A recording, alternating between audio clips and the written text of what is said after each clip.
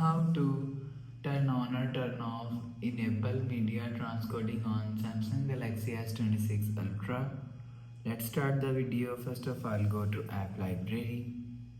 Here click on Settings app. Now in Setting, scroll down and scroll down to and click on Developer option. After click on Developer option, scroll down and search media transcoding setting from here. Scroll down.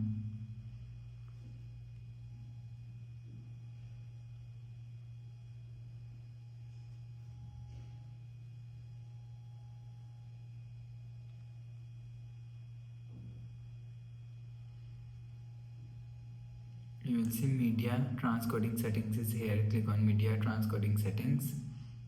If you want to turn off enable transcoding, so turn off this button.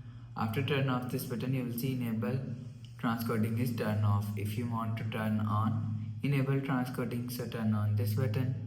After turn on this button, you will see enable transcoding is turned on. You will turn on or turn off enable transcoding from here. After the process, go back to home screen. So that's how you can turn on or turn off enable media transcoding on Samsung Galaxy S26 Ultra. If you like the video, please subscribe. Thanks for watching.